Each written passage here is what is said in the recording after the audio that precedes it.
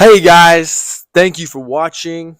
Back at you, another video here, and talking about your life and really how to make your life a dream every day, how to make your life more exciting, how to give your life more meaning and purpose, and how this is directly, in my view, correlated to what we're seeing now with anxiety, depression, and suicide common, especially among men. We're seeing this among young men, but even middle-aged men. So what's going on here? What's this all about? For me, let me go to my story a little bit. If you may know my story a little bit, man, throughout most of my 20s, my mindset, the goal, and our minds work on this, like, on goals, right? Whatever we tell it we want, what's important, it works to try to, like, it just focuses on all that. So my focus in my early 20s was trying to please um, the God that I believed in, who had very hard requirements about having to be a certain way and not sinning, and this whole story around not going to hell, and and so obviously a very fearful view of God, of the divine, of the creator, and my expectations of how I should live and how I should be saving everybody else. And so that was what I was consumed with. So really just at the core of it, trying to prove my worth and my existence, based on these beliefs I had. And so that gave my life meaning and purpose, in a very fearful way. As I moved on from that narrative and that story about life and myself, I was able to move on to, okay, what now? Like, if I'm not going after that anymore, then I'm okay the way I am. I'm not trying to please some deity that just wants self-sacrifice from me or whatever, or good behavior. What now? Well, I came to look at, like, my life, and just the realization of, like, I'm gonna die one day, and am I gonna be happy dying, or really, what's gonna make me happy on my deathbed, looking back on my life? What's gonna give me a sense of pride, a sense of fulfillment? It's a sense that, like, I get to create that. I get to shape that. And so, what do I want to spend my time doing? What do I want? What's important to me? Is those are questions that I really spent some time, and it took some time for me to develop, because it was all new to me, kind of coming at life that way. Um, and so when I think about this brings up this idea of narrative and story. And so I got a lot of this inspiration from a guy named Donald Miller, an author who has written a lot of books, and one book in particular, um, is called Hero on a Mission, where he basically it's kind of geared towards small business owners and how you frame your brand and your business, but also just towards people in general, using the narratives of story, how you create stories, and what makes for an engaging, exciting story, and just the understanding that, hey, we are all in a story. You know, every person you see is really the focal point of their movie, so to speak, of their life. Okay, so for you, I'm really the background. I'm a role player, in your life story, your movie. I'm the main character in my movie. You are in your movie. You're a main character, but not we're not all playing the same roles. And so Donald Miller came up with, basically, understood, used the framework of story being, there's four main characters. There's the hero, there's the villain, there's the victim, and there's the guide. And these four parts, we can be in four different roles um, our in our life. And so if you play the hero and you can take on an aspect of being a hero in your life story, how much more engaging, exciting is that? Meaningful and purpose. Like, do you wake up? Are you waking up being a hero of your story, or are you a victim? Is somebody controlling you? Somebody acting on you? Or are you just a puppet? Um, you not have much agency and control in your life because of all these other forces and factors. Is that your belief system? That's more of a victim. So you can play these different roles, but playing the hero ultimately is what's going to give your life the most purpose and mission direction. And you get to choose what mission you are going after in life. You think about this like way back, for us men, going back in the time. We're in a very different age right now. Life, reality as we see it, when we're engaged in, is very different. Back then, what did men do? They were the conquerors. They were the adventurous. They were conquering and dividing, right? They had all this prehistoric, medieval, these times where, man,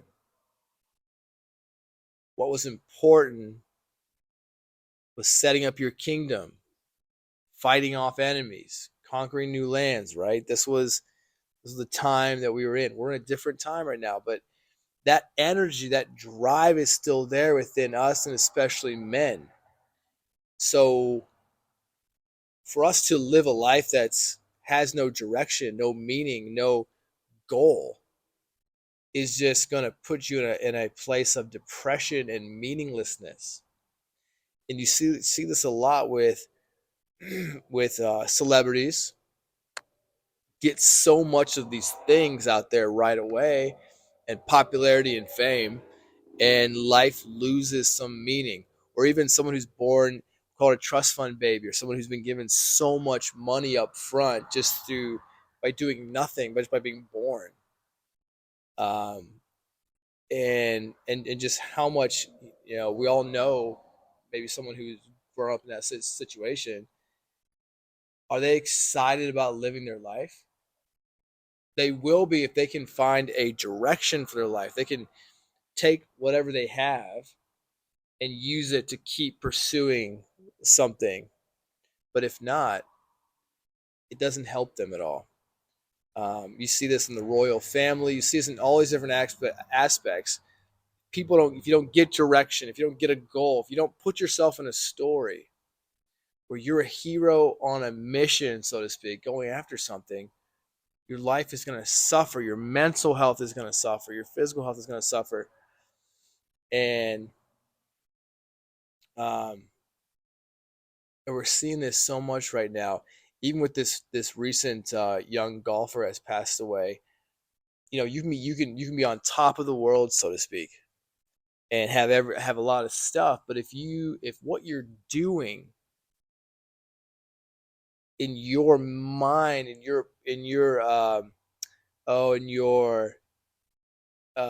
how you view your life and what you're doing, if it's not involving you in this exciting way, it doesn't matter. So yeah, someone can be really good at acting, be really good at a sport, but it's still unfulfilling. Someone like Jim Carrey, talks a lot about this, about how he had to step away from acting, um, and especially that kind of role he was playing. You could look at him and be like, "Oh, he's got everything. He should have an exciting life."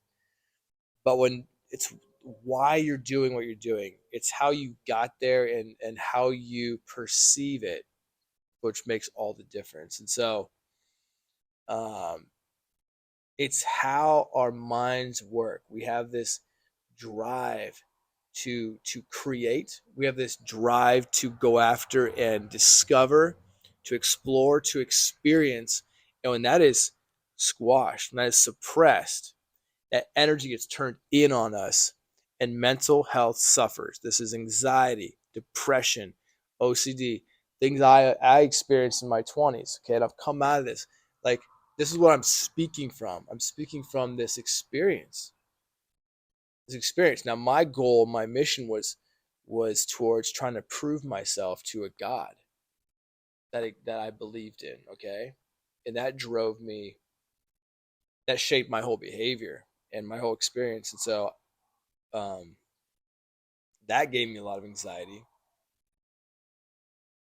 But man, there's just so much. There's so much to gain from understanding and really just deciding what do I want in life? Like what is life worth to me?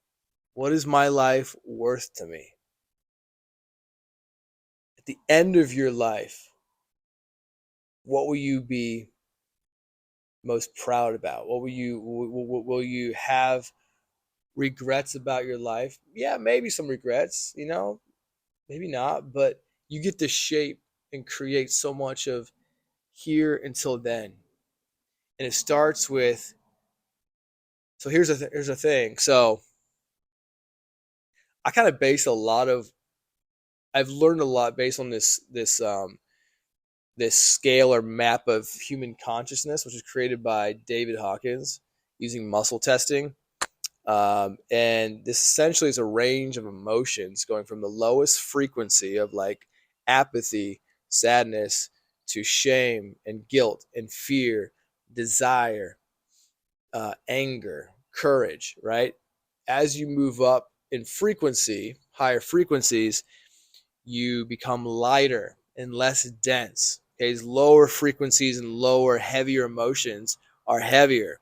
They're more depressing. They're more heavy. So, if you want to expand your consciousness, if you want to grow as an individual, experience more, you want to raise your frequency, raise your consciousness. Now, to really get to the point where you decide what do I want with my life, that's and think about what you want. That's the level of emotion of desire. And so desire comes right after fear and it sits below anger. So guilt, fear, desire, anger. So if you're stuck in a lot of fear, you're stuck in a lot of guilt and shame, you got to move up those steps to be able to access that first. And some you may have to, release a lot of emotion, but it starts with changing your mindset around this. So, man, if you're stuck in a lot of guilt and shame, well, someone like that can be benefited actually from actually tapping into fear. Just a realization that like if I continue in this guilt and shame, like what's the impact? What's the long-term impact of that on my life? I'm going to miss out on being able to raise a family. I'm going to miss out on accessing my potential. I'm going to miss out on this. Fear, fear, fear. That can drive you to more action. Okay? Now you're living in a state of fear. You're living in a state of fear. You are in a defensive mode towards life. So you're stuck in a lot of beliefs, limiting beliefs about yourself. Okay? So you want to start looking at your life and say, what do I want out of life now? You start being more action oriented instead of being defensive and fear. You actually go after life. Okay, and that moves you up through desire, and through desire is going to bring a lot of anger up because you're not going to be able to get what you want the way you want it. Right? Talk about trying hard. Right? That's what that energy comes from. So you have to offload that anger, accept it, and learn new skills around acceptance and trust and faith as you move up. So this is a scale that's very useful and you can use it. I would recommend reading the book Letting Go by David Hawkins, or just also the book Map of Consciousness. I think that's a book by him, but all of his books kind of reference this, but to learn more about that. So, so much of this depends on where you're at. You can get help kind of what strategy is best for you. But a lot of people are stuck in fear and complacency. And so, man, just by asking yourself the right questions and moving out of these limiting beliefs of yourself and life and start to go into what do I want? What do I want for my life? And this concept of like, hey, nobody ultimately, nobody's in charge of your life but you. And ultimately, no one really cares. No one cares as much about your life as you. At your funeral, yeah, people might be crying a little bit. They might be shedding some tears. But you know what? They're going to be scheduling their dinner reservation. Some people will. Some family members will be scheduling their dinner reservation, their movie ticket to tomorrow. You're going to move on with your life. It's what we have to do. It's what we do as humans. Everyone you've had in your life that passed away, you've had to move on. Even the really close people around you will move on. You know, your girlfriend, your wife, your husband, they're going to move on. They're going to meet new people. And they might meet them sooner than you think. And they're going to raise children. They're going to have a whole new life. So, like, I say all this. I say all this to say, hey, wake up. No one cares about your life as much as you do. It's up to you. It's your responsibility. So you get to create it the way you want it. Okay? Create it the way you want it. Own it. Take responsibility for it. And notice everything that's getting in the way of that.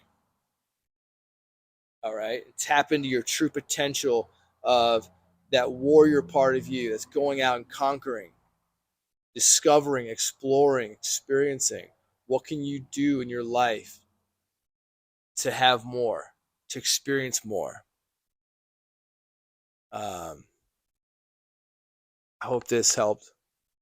Hope this was a word you can use something for. Thanks for watching.